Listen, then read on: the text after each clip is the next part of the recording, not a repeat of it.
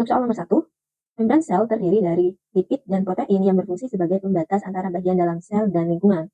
Membran juga membagi sitoplasma eukariot menjadi ruang-ruang atau kompartemen khusus. Tentukan apakah pernyataan berikut benar atau salah. Kita mulai dari pernyataan A dulu nih. Sel darah merah tidak memiliki membran dalam atau internal membranes kecuali membran inti. Nah, pertama kita bahas yang ini dulu. Sel darah merah tidak memiliki membran dalam. Oke. Sel darah merah itu kan termasuk sel hewan ya. Dan mungkin kita recall dulu jenis sel berdasarkan ada tidaknya membran intinya. Itu ada dua kan ya. Ada yang namanya prokariotik atau prokariot, dan ada yang namanya eukariot atau eukariotik. Bedanya adalah kalau prokariot, pro itu lampau, karion itu inti sel, jadi prokariotik itu atau prokariot itu adalah kelompok sel atau kelompok makhluk hidup yang selnya tidak punya apa? Tidak punya inti sel atau nukleus.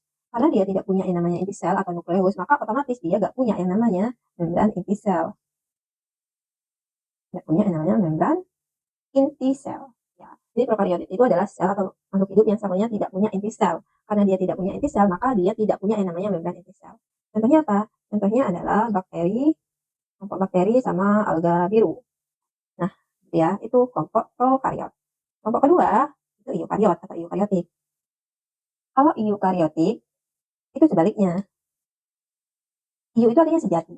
Eu itu artinya sejati, karion itu artinya inti sel. Berarti kalau eukariotik dia punya yang namanya inti sel. Kalau dia punya inti sel, otomatis dia punya yang namanya membran inti sel.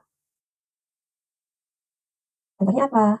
Contohnya ya selain bakteri sama alga biru, yaitu berarti bisa sel hewan, bisa sel tumbuhan, bumi, protista gitu ya. Pokoknya semuanya yang kecuali bakteri sama alga biru.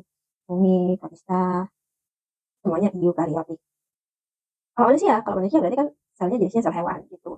Nah, balik lagi nih ke yang ini, sel darah merah. Sel darah merah berarti kan sel hewan ya.